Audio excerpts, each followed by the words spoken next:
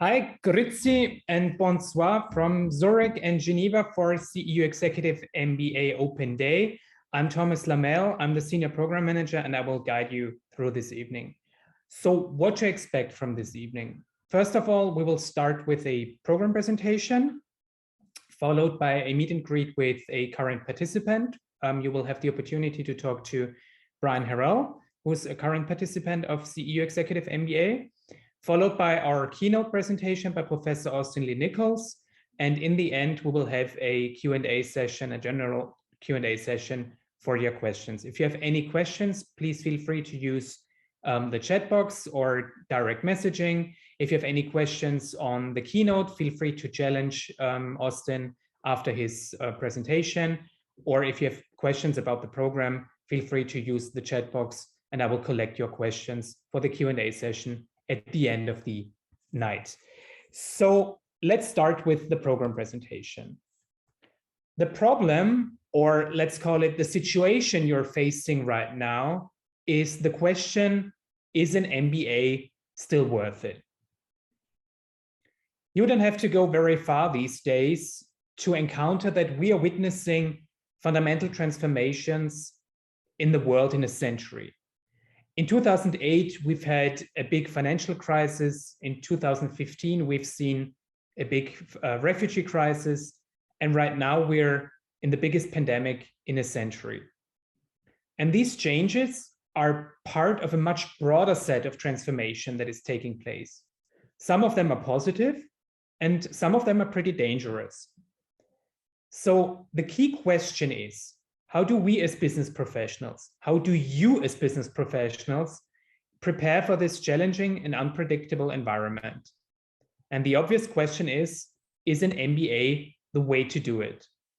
We have seen an explosion of online education over the last 2 years, and I'll show you why we believe our MBA is worth it. So if you're interested in further education, if you're interested in an MBA or executive MBA, you usually start reaching for the stars, looking for the best programs out there, which mostly lead you to the leading business schools in the world, mostly in the US or in the United Kingdom. What you tend to find is mostly a differentiated or mission-driven MBA curriculum at these business schools, which means they offer a certain perspective, they offer a certain expertise, or even are mission-driven. With the leading business schools in the world, what you will find is that their faculty is coming from the best universities in the world. I mean, the leading business schools are part of the best universities in the world, mostly Ivy League universities in the US. But the faculty that you will find there is global, it's international, and with top credentials. Speaking of global and international, so is the student body at these business schools. You will find a very international setting, very global atmosphere at the leading business schools in the world, which adds a flavor to the program. Speaking of a flavor to the program, since most of these universities are based in the United Kingdom or in the US, they offer a real campus experience that Europeans know from American movies. Campus experience does not only refer to the building itself, the university building itself, but it also applies to the university services and university infrastructure. And US American universities offer this campus experience, which adds to the experience of being a part of a broader community at university. But on the downside, what you will find with those leading business schools is that they are pretty expensive. The tuition starts at 120,000 euro, which is about $140,000 for tuition. And in addition, of course, you would have to pay for accommodation, expenses, traveling, etc. And another downside of these programs is that because of the full-time format, you will be out of your job for at least a year, in some programs, even 2 years, which means you would be forced to relocate your family to the new MBA location. So if that frightens you off, you usually start looking for MBA programs in the city you live in, or in the region you live in. What you tend to find there is a plain vanilla MBA curriculum. These programs don't offer a certain expertise, they don't offer a certain perspective, or are not mission driven. Since these universities have a very local approach, a very regional approach, you would find only local faculty or regional faculty in the best case, but not international faculty. And this same argument applies to the student body, which is not international. The student body is relatively with relatively few international students, which is another disadvantage of the program. But an advantage of these local MBA programs that you would find here in Switzerland or in Austria or in Germany, for example, is that they're cheaper, more competitive than the ones in the US. Up to 80,000 euro of tuition, covering tuition, and of course you would need to pay other expenses like traveling and accommodation.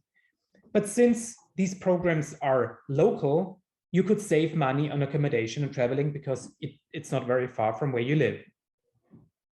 And since these programs are local or in the region you live in, there is no work interruption for you. You can basically juggle your work life and your study life at the same time. So what we do at CEU is to offer the best of two worlds. First of all, let's talk about the money argument. Tuition at Central European University Executive MBA is only 29,000 euro of tuition, and it covers all the credits and is for the full program. I will talk about this competitive advantage later, why we are able to offer such a high quality program at only 29,000 euro. The second argument is that the executive MBA for the open world is very much mission driven. I will talk about this mission later in this presentation. There is no work interruption thanks to the practical and flexible modular format of our program. I will talk about it later in the presentation. And we do have an international student body because of the modularity of the program. We are actually the second most international university in the world. And this is being reflected in the student body, in the alumni body, and the faculty body. So participants can fly in, can fly out, which is a major advantage of the program. And of course, we do offer global faculty with top credentials from around the world and the international student body. And when we say world-class faculty, we really mean it. Just to give you an impression of some of our faculty members, I would like to introduce you to right now. For example, please feel free to get to know Professor Aisusenius with a PhD from Florida. She's an expert on marketing, especially emotional marketing, and she will teach you marketing in the modules to come. Or for economics, Mark Kaufmann, an expert in applied theory with a PhD from Harvard University. The course on big data and artificial intelligence will be taught by Miklos Koren, one of the leading experts and one of the leading scholars in this field in Europe with a Harvard PhD. If you're new to finance, Joy is a uniquely gifted educator. Generation after generation of our students just tell us how she's unique in explaining complex financial concepts and giving you the linguistics to talk about finances with your stakeholders. If you're already experienced in finance, you'll be placed in the advanced track course with Professor Adam Zawodowski, a leading expert on complex investments with a PhD from Princeton University. For innovation, you'll have Mike Labelle, who holds the prestigious EU Jean Monnet Chair. Or Sophia Barani with a PhD from London School of Economics. She's an expert on the future of work, which tackles topics like automation, artificial intelligence, or robotics. Our faculty director, Professor Maciej Kiszlowski, with a JSD degree from Yale, an MBA from INSEAD, and an MPA from Princeton University. He's an expert on non-market strategy and regulatory issues. For strategy, you'll have Yusuf Akbar, who has taught in more than 40 countries and advises leading Fortune 500 companies. I would also like to introduce you to some of our visiting faculty, which we invite to teach your modules and electives. For example, we invite Christian Zelos from Stanford University to teach your module. He's an expert on innovation in the US, or Miklos Savary, an international expert on digital marketing from Columbia University. An expert on operations management, Omar Hernandez from Berkeley Hess Business School, or a visiting professor from Switzerland, Professor Hui Zhen from the University of Zurich.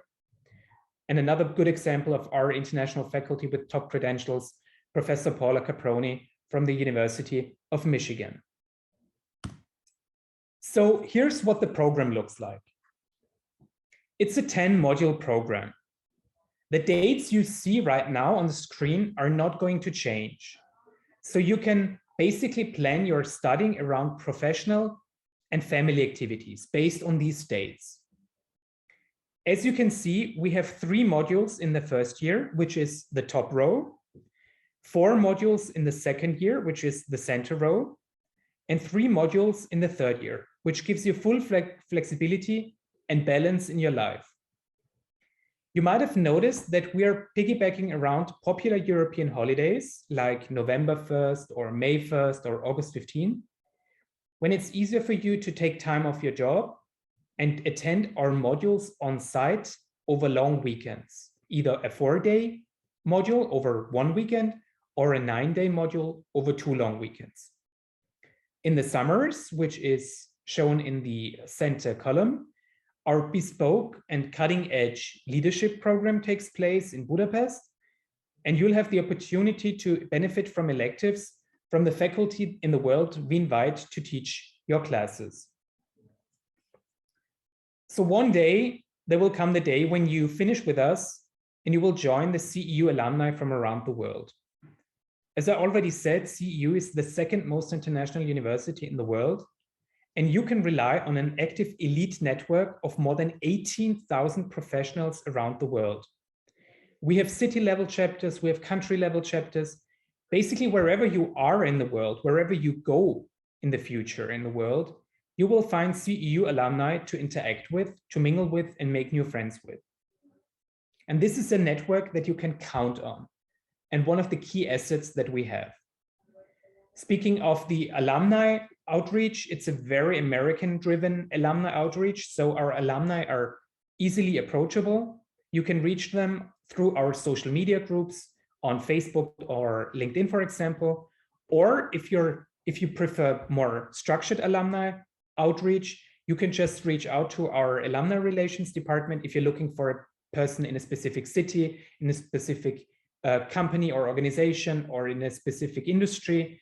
You can basically inquire with the alumni relations and they would be happy to establish contact with them for you. So the question is, how are we able to offer such a high quality program at eye level with Ivy League universities in the US at only 29,000 euros of tuition?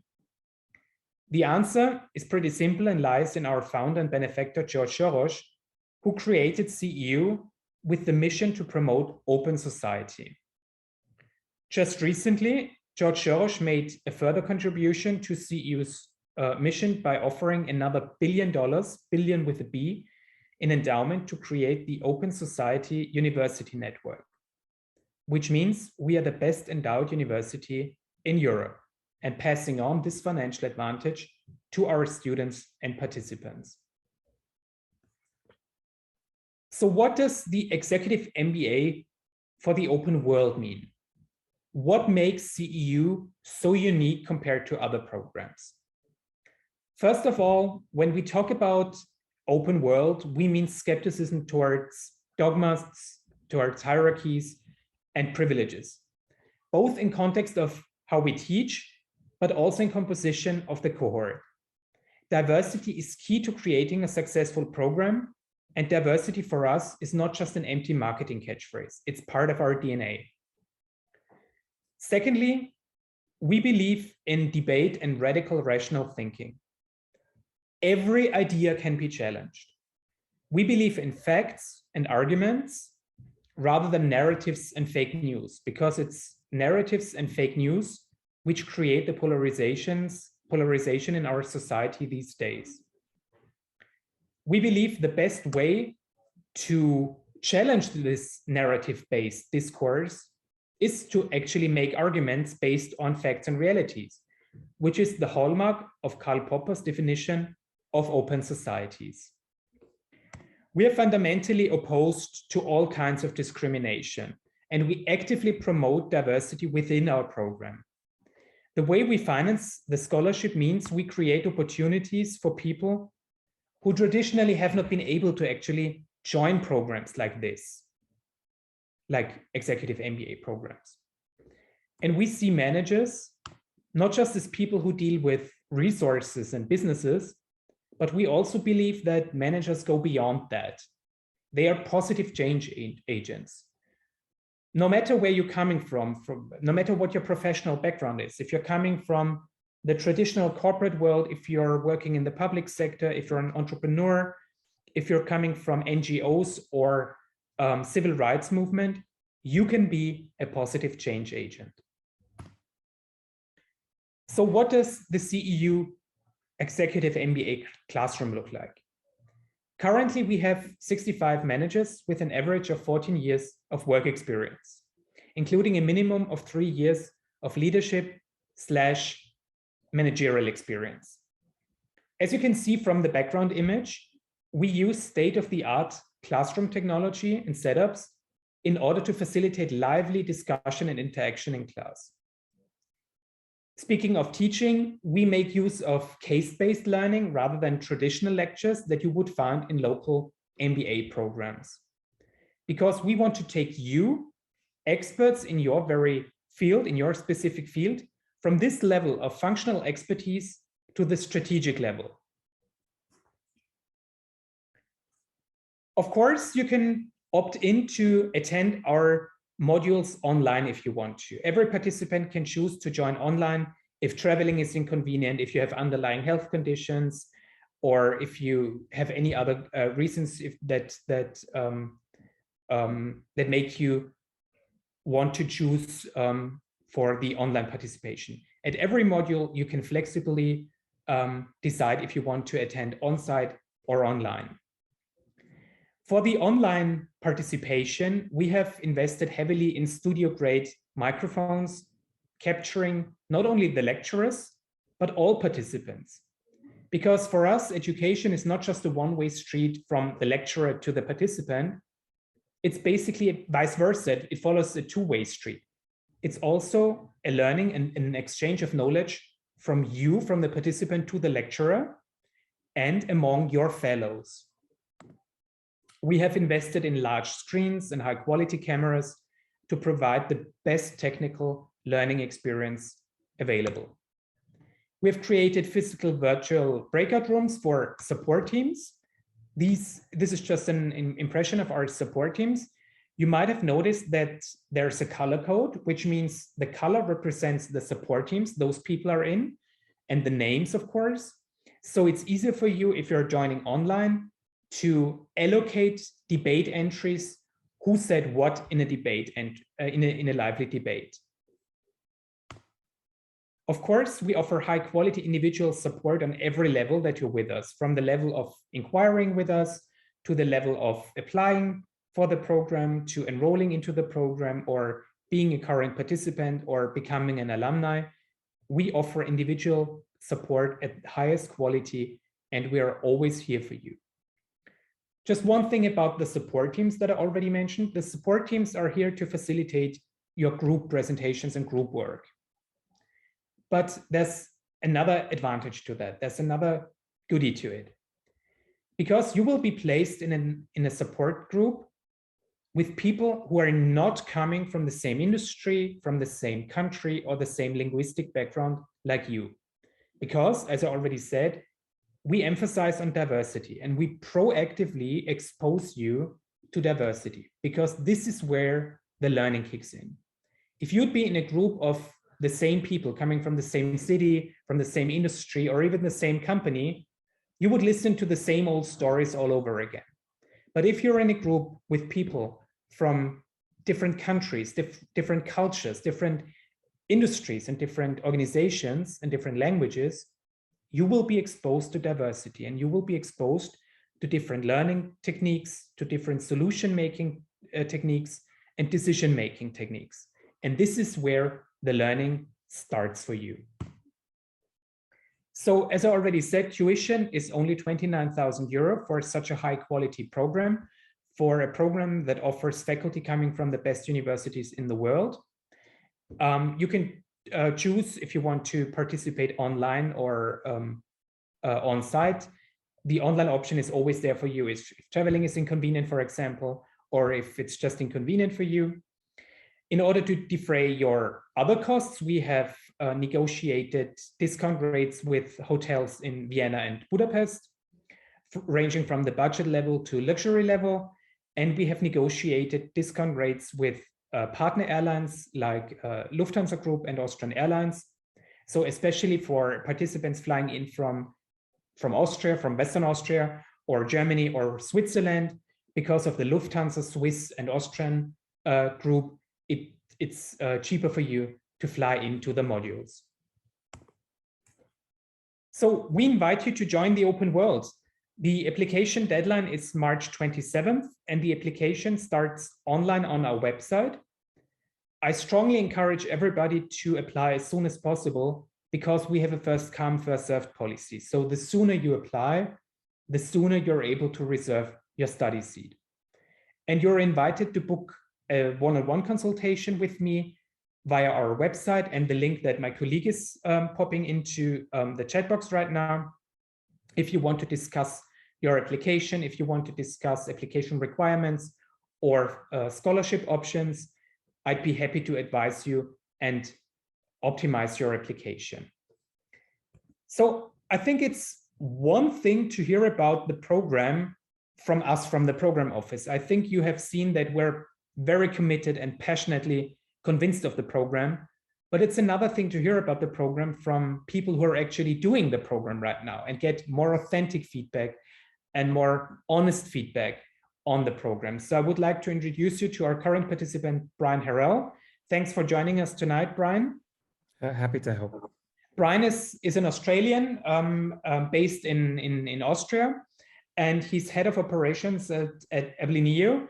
And yeah, Brian, if you could just tell our audience like who you are, where you're coming from, speaking from your professional background, and yeah, let's take it from there. Sure. So obviously, thank you, Thomas. So as Thomas said, I originally come from Australia. My, let's say, background is in computer science, engineering, and marketing. So quite a wide ranging of skills. And I've been in Europe now for 8 years. And honestly speaking, I had all these different skills, but I suddenly got promoted over a period of time, which is, I don't know, good nor bad, but I got promoted and didn't know what to do on a manager or a leader level. Often when you're good at a job, let's say technically or marketing wise, as I had been, also being a developer for some time, you get promoted to a leadership position and you haven't got a leadership skills or leadership education to support you. So that's basically my background, both culturally and otherwise. I think it perfectly highlights that our target group are people who have achieved the level of functional expertise, but want to move to the strategic level, or are already on the strategic executive level, but want to improve the leadership skills. So I think you perfectly highlighted that. If you could tell us something about your personal motivation, like why did you decide for CEU Executive MBA and not for one of our competitors? I think the first part is I saw the international aspect. So I saw many different people from many different cultures, which I was inspired for. If I'm quite frank, the cost of the MBA is very competitive. Having had a look at different universities, is well renowned. I like that it had a US element to it, that this was involved. But more than anything else, what I saw is a combination of, let's say, functional skills and leadership, which would be accounting, finance, these type of things, and let's say more soft skills, more less functional, but let's say, for example, how to deal with work culture, how to deal with like organizational matrices, like these type of, let's say, not such hard skills like accounting and finance, and what I'd had a problem with in particular. So as an overview, why I particularly chose CEU is because it seemed that you were innovating the entire MBA style to be more something for the, let's say, 21st century, which I really appreciated. You mentioned the US element, just for the audience to clarify.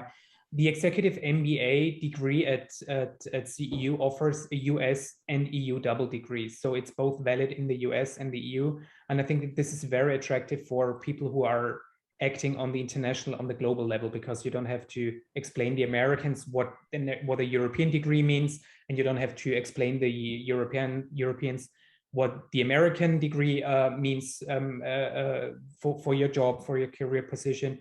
So it's another advantage. I've mentioned before that it's the second most international university in the world. Can you just briefly talk about your class? I mean, like, where are the people coming from? Sure, absolutely. So I think what's great is obviously there's people from Hungary, Austria, Czech Republic, Slovakia, the US, the UK, Germany. So I have colleagues from different parts, and I think, honestly speaking, I'm getting used to pronouncing quite difficult names because of all the different regions. But it's quite good as you know, as a native English speaker in this part of the world. It's quite, when I meet another native English speaker, it's like meeting, you know, a fellow person, and having several of them in the class together with people from different cultures, it just really makes a melting pot of let's say interesting and, let's say, productive discussions on culture and whatever else the topic may be. So the international element was very important to me, let's say. I can't believe you forgot our Swiss participants, since we're hosting this open day in Switzerland tonight. Of course, we do have participants from Switzerland already in the program. We have 2 Australians. We have even people flying in from as far away as Vancouver, Canada, and Vladivostok, Russia, and 1 person from South Africa. And of course, most people are coming from Central and Eastern and Western Europe and the Middle East. I mean, because of the proximity. I mean, that's clear. But thank you very much for your argument. When I said where are people coming from, I did not only refer to countries, but also to different professional backgrounds. Sure, I can maybe comment on that. So in my let's say working groups, the support teams we were part of, I was part of 3 different support teams because there's a rotation. And if I think of the team members, some were, let's say, working for non-for-profits in the health sector. Some were working, let's say, as management consultants within Deloitte or other companies. Some were working in sports, or some were working in even Lego merchandising. So it was it's such a wide range of different things, from commerce to retail to non-for-profit to sports to everything. So we really had a wide range of things. And honestly speaking, it wasn't just IT, it wasn't just marketing, but really a very diverse professional background in our class. Mm-hmm. I think that's a very good argument that shows that we're not only attractive to people coming from the traditional corporate world who are always considered an MBA for their career, but we're also attractive to people who wouldn't, like in the past, haven't considered an MBA as their preferred choice. That means people coming from the NGO universe, or coming from human rights activism or civil rights movements. We have medical doctors in the program, we have engineers in the program, but also entrepreneurs. And I think this shows like the diversity that we have, because in our class, you will not be sitting in a class with only, consultants and investment bankers, which is fine enough. But if you want more diversity, I think you should attend our executive MBA, because it shows that people are coming from non-traditional MBA industries like NGOs and civil rights. And I think this adds to the diversity, and this adds to your experience. If you are listening to stories from, let's say, a factory manager in Kazakhstan, or a human rights activist in Poland, or a corporate manager from Germany, I think this adds to your experience, to the learning experience, that because I mean that's basically the asset of diversity. Absolutely. Is there anything else you would like to mention, Brian? I think maybe just on the support teams, I mentioned them. So I've been one who's typically bad at group projects. I'm very much individualist, and if you get into becoming an MBA, often you're in that way. But I have to admit how CEU managed the support teams and how they managed both online, offline, how you'd work together. It was really something surprisingly good. Typically, group projects are hard to organize, hard to facilitate, but both technically and also content-wise, I was really impressed with how they worked out, and I love the rotation. So we could really you can see the group dynamics change every, let's say, 6 months to 9 months. Yeah, it helps you to network with the people, because you're forced basically to mingle and forced to network with each other in new support teams. And as I already said, in these support teams, you will be placed with people coming from very different industries and backgrounds. So this is another advantage of the diversity. And we select these support teams. So we're not just waiting for groups to, find themselves, where basically people find groups where people know each other already. You will be placed in a support team based on diversity indicators. Brian, thank you so much for joining us tonight. I know you're super busy, so thank you so much for spending your time with us. I would like to move on to the next part of the open day, which is our keynote presentation by Professor Austin Lee Nichols. He will talk about what do you want in your leaders. Austin has got a bachelor's degree in psychology from Florida State University. He's got a master's degree in psychology from the University of Florida. He's got a master's degree in management from the University in Florida and a PhD in psychology from the University in Florida. He's the head of the management section here at CEU, and he's head of the leadership program. Thank you very much, Austin, for sharing your experience, for sharing your expertise tonight. The floor is yours. Thank you very much, Thomas. So welcome, everybody. If you kind of couldn't tell from the bit of a windy road and the different disciplines that I have specialized in my education, basically what it all comes down to is applying psychology to business. And in particular, really the passion that I grew into even as a child was in leadership.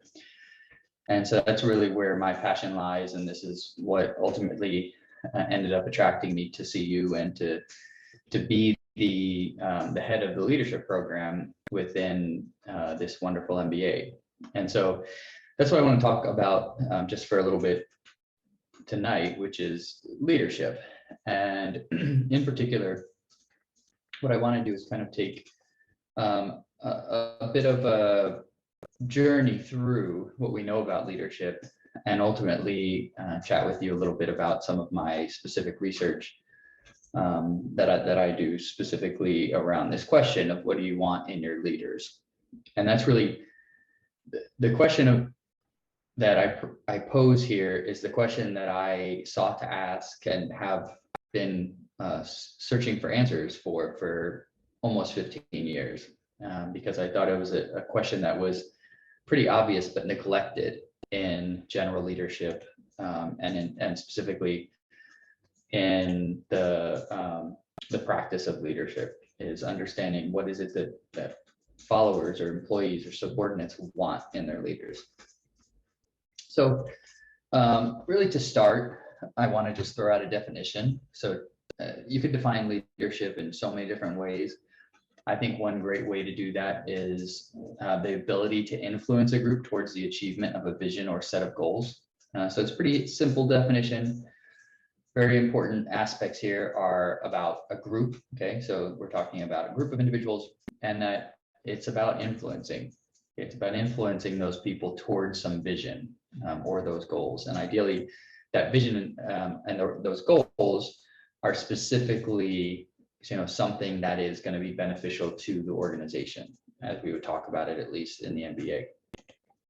So with that understanding, I'm basically going to run you through in a few minutes some of the research and kind of the background in leader behavior, get into leader styles a little, which is actually one one thing we talk about in the leadership program.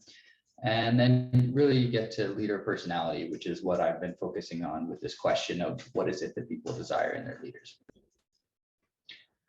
So leader behavior, it's kind of amazing to believe just how simple this began, but understand this was many years ago, decades ago. Basically, scholars from Ohio State University and University of Michigan, although Ohio State tends to get a little more credit, they both sought to answer the question of what is it that leaders do?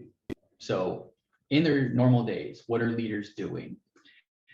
And so what happened was they basically looked at leaders and took every single behavior throughout a day over the course of many days and categorized them. And what both Ohio State and Michigan scholars found was that more or less every behavior a leader did was focused on one of two things. One is the task, so getting the job done. And one was the person or the relationship. Okay, so focus more on making sure that the person is happy, that the relationship is growing. And you can see here, they call them different things, but for example, Ohio State, they called it initiating, structure, and consideration.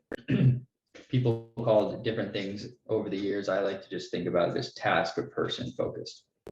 So the idea was, this is what leaders do, is they either focus on the task or the relationship. And leaders do this to different extents. So some leaders may be more task focused, some may be much more person focused. Okay. And what that essentially led to was this idea of a leadership style. So at the very core or beginning, it's how much does someone focus on the task, how much on the relationships. And depending on how much you focus on one versus the other, depends on your, what kind of style of leadership you have. Now that we've gone way beyond that to look at many more different categories and types of behaviors. And one of those that has become really popular over, especially over this century, at the beginning of the 2000s, is transformational leadership. Most of you have probably heard of this before. And one way to think about transformational leadership is this figure right here. So what you can see here is essentially the bottom left corner is passive ineffective leadership, okay, laissez-faire leadership. And the top right corner is effective active leadership. So leaders are being active and in a way that is effective, they're successful. Okay? And then you've got a bunch of stuff in the middle. And the core message here with this is that you can range from literally doing nothing as a leader to leading only when you have to, okay, management by exception, to leading in a way that's very reward-based. So I give you something, you give me something, okay? You do, you produce 5 units a day and I give you your paycheck at the end of the week. To something much more higher level and more effective, which is these 4 I's that we call them in transformational leadership. So individualized consideration. So we are caring about each person individually that reports to us. Intellectual stimulation. So we're stimulating them. We're allowing our employees to think and be creative. We're motivating them and inspiring them. And then we're influencing them towards certain ideals. Now, I will say, although this has become a very popular style of leadership, there are many different styles of leadership, and several that have actually started gaining traction even beyond this transformational leadership. One of those is authentic leadership. And the general idea is that authentic leaders understand who they are, so they're very self-aware, and they act on those values. So I know who I am, and I am acting in this way. Pretty straightforward. The next is ethical leadership. So in theory, authentic leaders are probably ethical, but that's not the focus. And so ethical leadership really focuses more on leaders doing things that are ethical, okay, exhibiting that ethical behavior and inspiring others to also be ethical. And then the last and kind of most recent leadership style gaining traction is called servant leadership. So servant leaders go beyond what's in their self-interest. They really take leadership and turn it kind of on its head to understand the effectiveness of serving others as a leader rather than expecting others to serve you because you are the leader, you are the person in authority. So the leader is generally focusing on opportunities, focusing on ways to benefit those that answer to the leader. So they're listening, they're empathizing, they're persuading, they're working together to try to make the experience as beneficial for the follower, for the subordinate as possible. Okay, and that's actually something that we really strive to do in the MBA. Is as instructors, we try to work together with you to make sure that you're being kind of developed and seeing as much benefit from the program as possible. So as I said, you've got leader behavior, and these are the styles kind of that have come. But really from the very beginning of leadership research, there's been such a big focus on personality, because people originally thought that there were certain personalities that just made people leaders or made people good leaders. And there's actually some evidence to suggest that certain personality traits do make leaders more effective. But it really is much more textured and much more complicated answer than just that. Now, one thing that has come from personality research is this 5-factor model of personality. Now, I'm not going to explain it in detail, but understand that basically a lot of the personality research within the leadership domain has focused on these 5 factors of personality: extroversion, openness to experience, agreeableness, emotional stability, and conscientiousness. And the general idea is that this makes up all of someone's personality. And so we can look at these traits and we can figure out which of these traits makes people more likely to become a leader, more likely to be successful, maybe in certain contexts, all of these kinds of questions. And really the gist of what research finds is that successful leaders are people that like being around other people. They're generally extroverted, able to assert themselves. They're quite conscientious and responsible, and they're quite open, okay, to being creative, to listening to other options, to listening to other people's perspectives, and so forth. So to get to kind of where I'm heading here in my own research, part of what leadership research has done within the framework of personality, and really traits more generally speaking, is ask, what is it that people think of when they think of a leader? And they've termed this implicit leadership theories.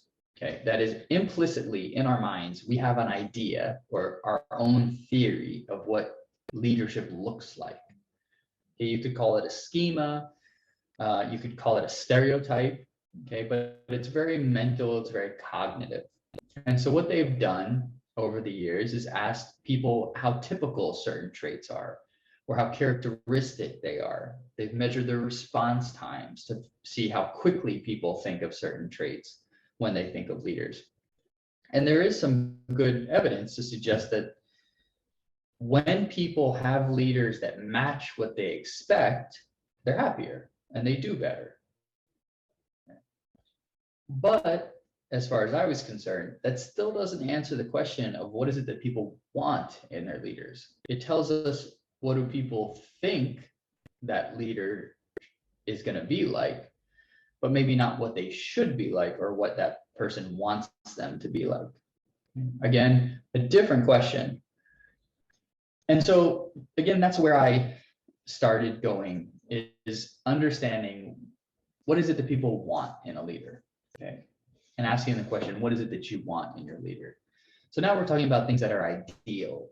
So asking people what's desirable, making people prioritize between traits to say, if you had to choose between one of these traits, which one would you choose? These kinds of things. And so I asked several questions. These are just a few of them. A, what traits do people desire in all leaders? So are there traits that people want regardless of who the leader is? regardless of what the context is, regardless of what level of leadership the person's at. Are there certain traits that just everybody wants in their leader regardless? Second, how does trait desirability differ across leadership roles? Okay, so now, do different leadership roles carry with them different desirability for certain traits? So do I want someone who's, for example, the CEO of Goldman Sachs to have a different personality than maybe my immediate supervisor in the nonprofit that I work for? Okay, very different roles. And so are there traits that differ based off those roles? And then finally, is trait desirability predictive of important organizational outcomes? So does it even matter? And where this all comes from is this general idea of contingency theories, that leader behavior, as it's been looked at before, really depends on the situation you're in. And this, without looking and explaining this fairly complicated figure, just understand that this shows just 8 examples or categories, okay, of situations that a leader could be in, and shows how just looking at task and relationship oriented behavior, what's more important very much depends on the situation. And this is a book with personality, that the situation or the role of the leader is really going to dictate how desirable certain traits are. Although I did expect that certain ones would be consistently important. Okay, and here's another way to think about that. So here's at a levels approach. So top management generally needs skills that are more human and conceptual. When you get more towards the bottom of management, supervisors, they generally need a lot more technical skill. Okay, so even that varies across level of leadership. And so I also expected that would be the case for the traits people desire. So study 1, I basically looked at this idea of leader distance. Okay, so there are different levels of distance between me and the leaders that are in my organization. Those low-level leaders have more contact with me. So I probably want them to have more or better interpersonal traits. Those high I have less contact with, they're more making the big decisions. Maybe I want them to have more dominant related traits. I don't really care if they're good on an interpersonal level because I don't ever interact with them anyway. And so what I did was I took young undergraduate students who had no leadership experience to try to understand what is it that they want in their leader without any bias or experience getting in the way. Okay, although quite a few of them had some leadership experience, that was the idea. So they reported the desirability of 15 different traits for 12 different leaders. And those leaders were either at the low level of leadership, so kind of the bottom of the leadership hierarchy, or high level at the very top of the hierarchy.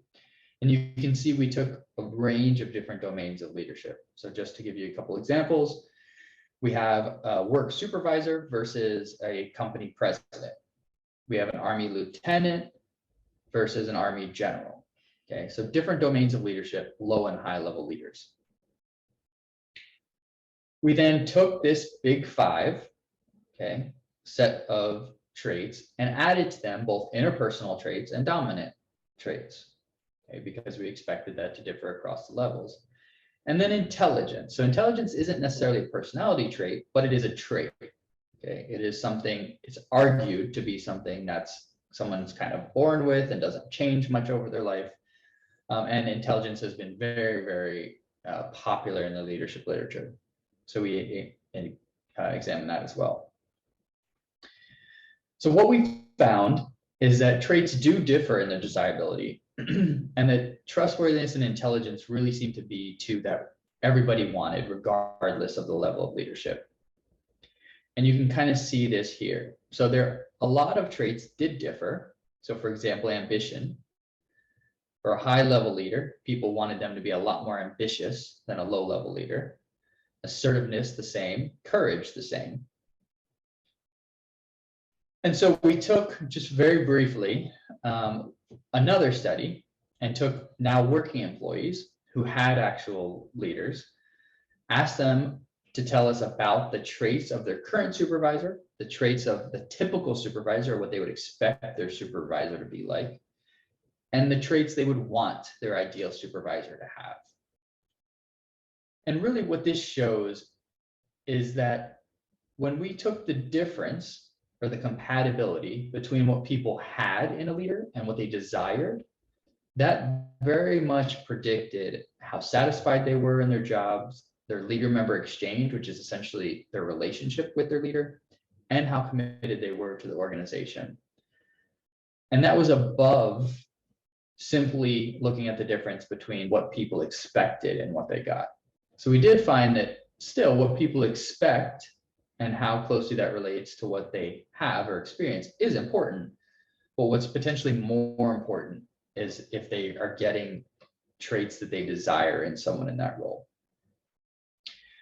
So the takeaway so far, okay, ongoing research, is that there appears to be a desired core of leadership. And in fact, ambition seems to maybe be a third of those three traits. So people want someone they can trust, that knows what they're doing, and that wants to lead, okay, has that ambition. Other traits seem to differ based on the leadership role. Okay, this is the level of leadership. This is the domain of leadership. This includes experience of the person. Okay, these are just some of what we've begun to look at that explains or helps us understand what is it people desire in their leaders. And so we basically think that organizations need to really start considering this, and in particular in combination with other selection techniques. So you can select, develop, or promote leaders based off the traits they have and the desires of the group that they're going to lead. And potentially, this will increase employee morale, decrease turnover, and increase productivity. And so that's basically what I continue to do and will continue to do. And ultimately, one thing we talk about in the leadership program is impression management as a way to help allow leaders to appear like what their followers want and to be the person they want their followers want them to be. So thank you. My time is up, but of course, I'll be happy to answer any questions. Well, I mean, I can only give the suggestion to our audience. If you want to listen to more of what Austin's got to say, you better apply for CEU Executive MBA and join his modules on leadership. Thank you very much, Austin. I do noted some questions from the audience I would like to ask you. The first question deals with leadership skills. Are we born with them, or are they acquired with a certain lifestyle? Yeah, and I think when you, it's a great question, because when you look at personality, as I focused on so far, a lot of the personality research suggests that personality is unchanged. It's something you're born with. Interestingly, even within the personality research, over the last, I'd say maybe 2 decades or so, there's been more and more research suggesting that even your personality can actually change. So I think even if you argue there are certain things that we're just born with, even those seem to change, and our situation seems to dictate what those look like later in life. But then beyond personality, there are just so many things to leadership that I think it would be hard for anyone at this point to say that you're just born with what it takes to be a leader. I think there are so many skills to be learned. Part of what we try to teach in the leadership program of the MBA is all of these skills, like impression management.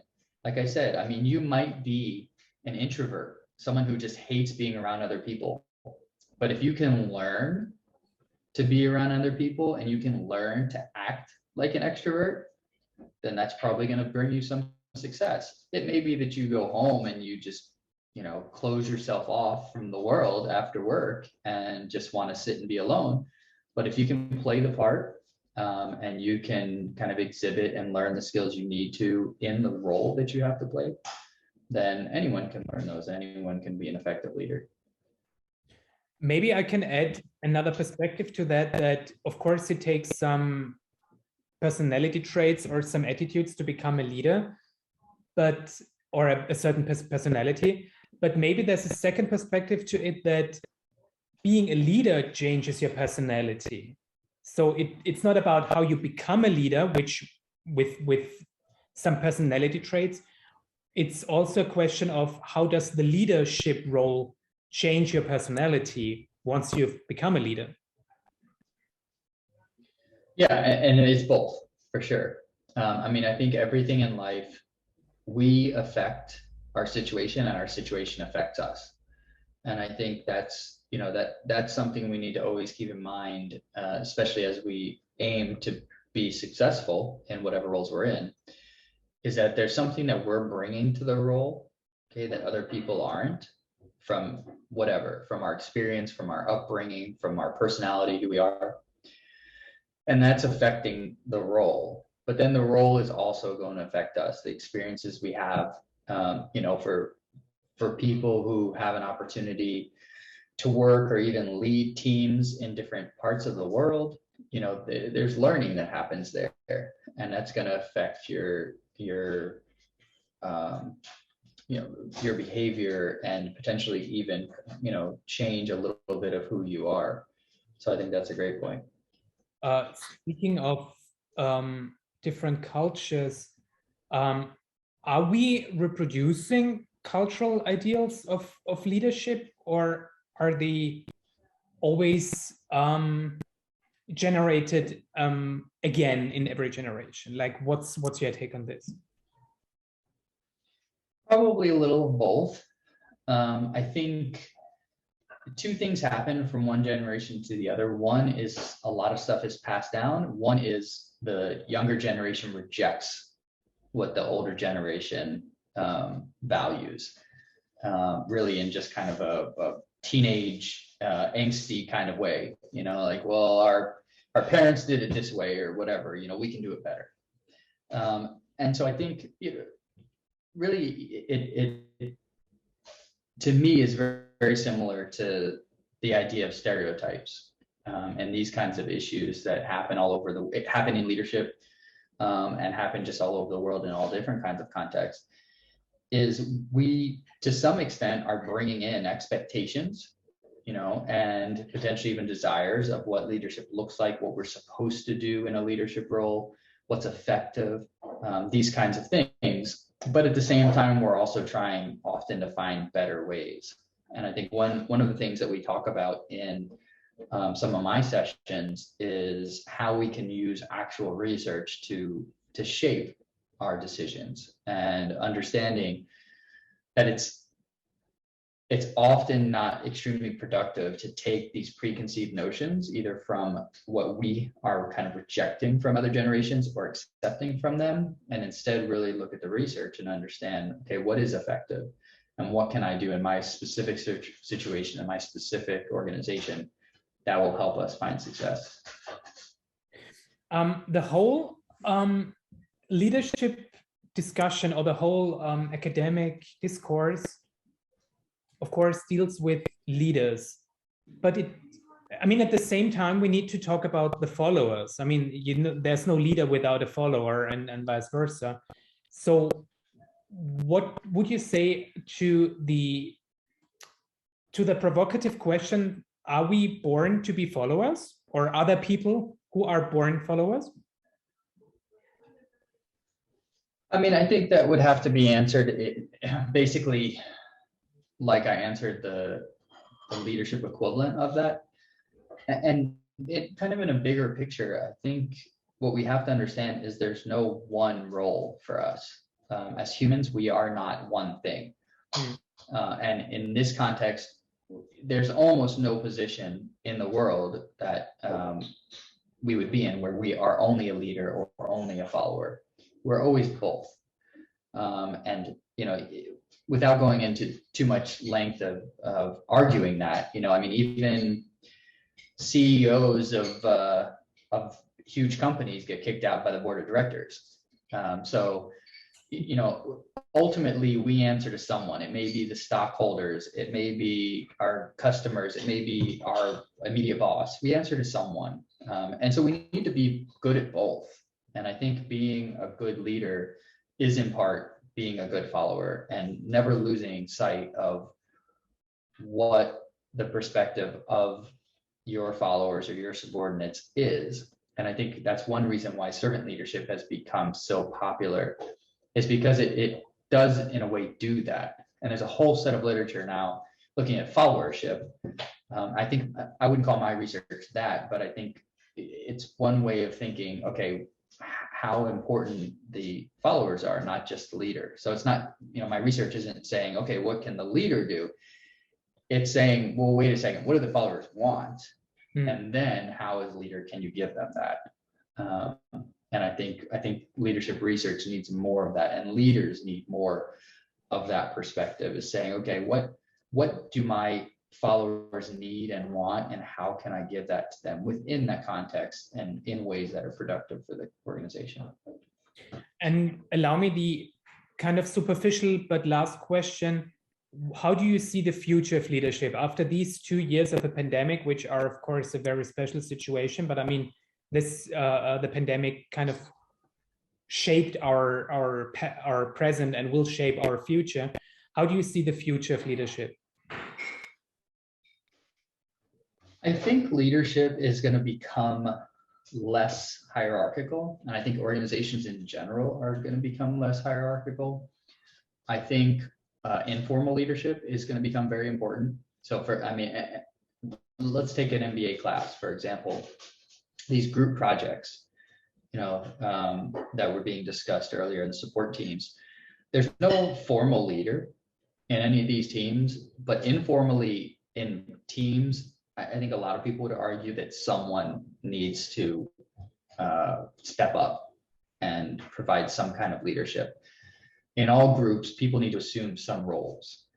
And I think organizations are going to become more flat. And this is very much going to depend on world location.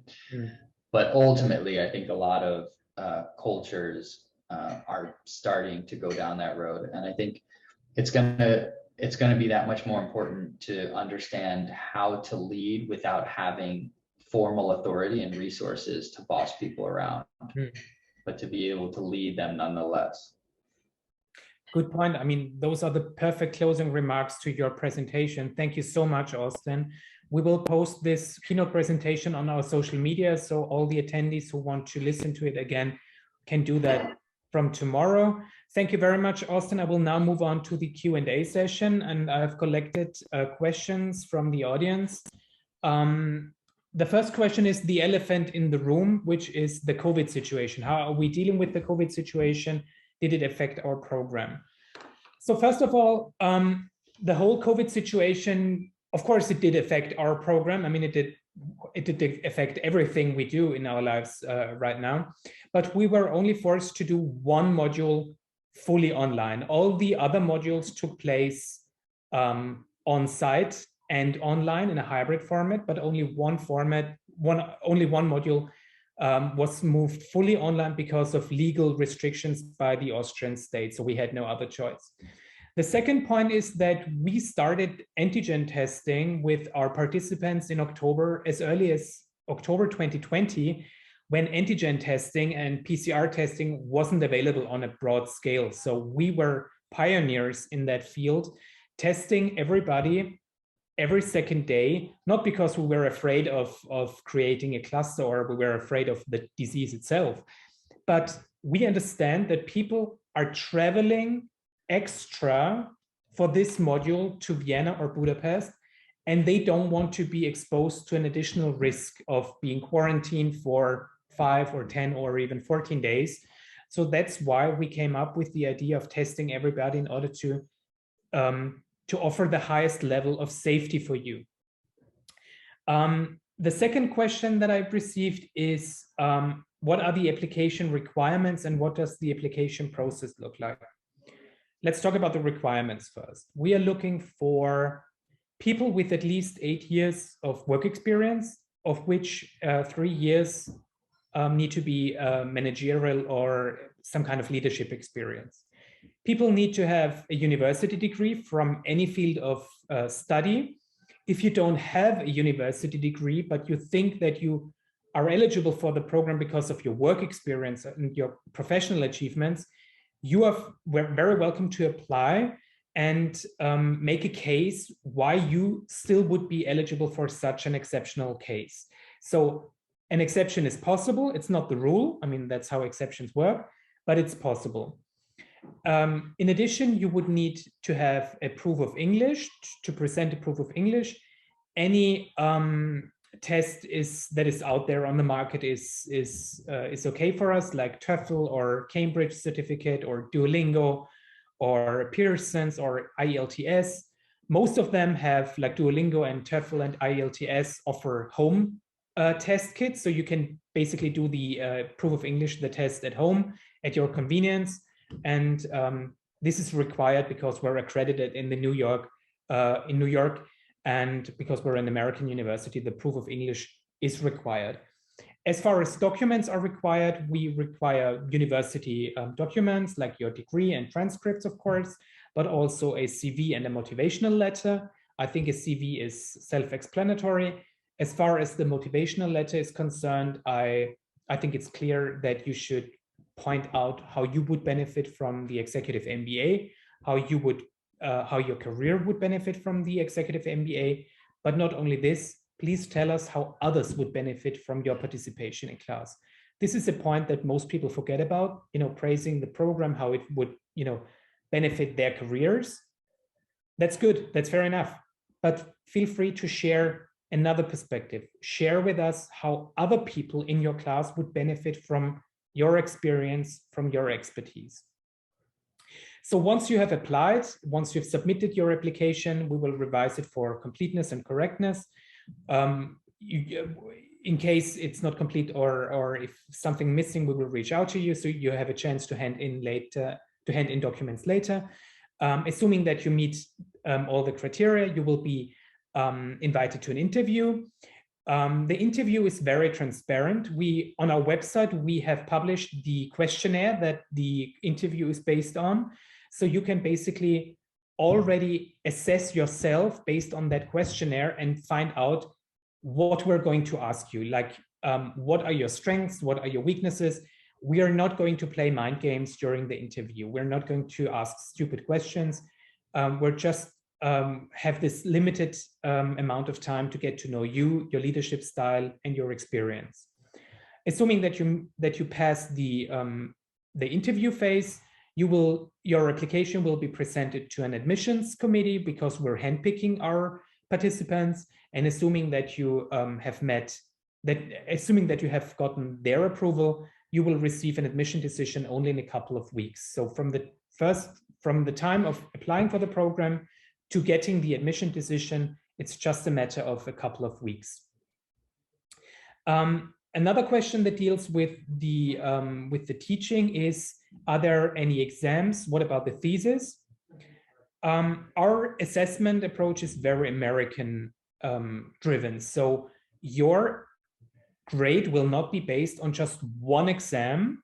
It will be based on a variety of criteria. It will be based on attendance, debate entries, group presentations, group work, etc. Only in 2 of the 10 modules, you will be facing a traditional exam, which will be in our quantitative modules like finance. But we are not flying you in to take the exam in class. That would be a waste of time.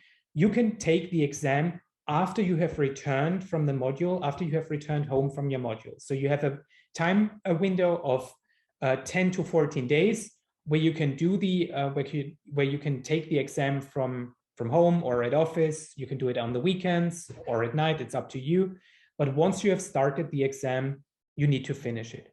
But again, only 2 of the 10 modules have a traditional exam. All the other assessments will be done with feedback and group presentation and debate entries. Another interesting point is the 360-degree peer evaluation, which means that you will not only be graded by your lecturer, by your professor, you will also be assessed by your fellows. So be careful what you say in class. So we don't want people to just open their mouths and say something in order to have said anything. It's about quality. So your fellows will assess you based on the quality of your debate entries in class. and vice versa. You will assess your fellows based on their debate entries in class. There is no thesis because we think it's a waste of time to do 10 modules and then sentence you back to university to do research and, you know, spending lonely nights at libraries in order to do research and write a thesis that's gonna disappear in a library. You will be working on a capstone project over 2 years, and the capstone project will deal with the current situation, a current problem or a challenge that you might face in your current position. And with the help of a professor, you will deal with that problem or with that situation, which means you will apply the theory that you learn in class, in the modules, you will put it in practice. So again, I think it's the best of two worlds, getting the theory and applying it into your specific practice on your job. In view of the time, I would like to move on to the last question, which is, are there any scholarships available? What about financial support? Yes, we do offer a variety of financial support. We do offer the Open World Scholarship. We offer need-based scholarships, which only take into consideration your income situation and the country of residence. And we offer merit-based country-specific fellowships, which aim at people who are underrepresented on the executive leadership level, like LGBTIQ people or businesswomen or people with a diverse background, managers with a disability, ethnic minorities. We have so many of them. They are published on our website. But if you want to have, get to know more about the scholarships and fellowships, I strongly advise you to book a one-on-one consultation with me on our website in order to get personalized and individual advice on scholarships and fellowships, because there's so many of them, and I'm pretty sure there's going to be one that fits your life situation and your needs. But I think it's the best way to discuss this in a one-on-one consultation. So in view of the time, I would like to conclude the open day tonight here in Geneva and Zurich. I would like to thank everybody for coming. I would like to thank Austin for his keynote presentation and Brian for his perspective from the current participants side. Thank you everybody for joining us here in Zurich, in Geneva, or online from around the world. Thank you and good night.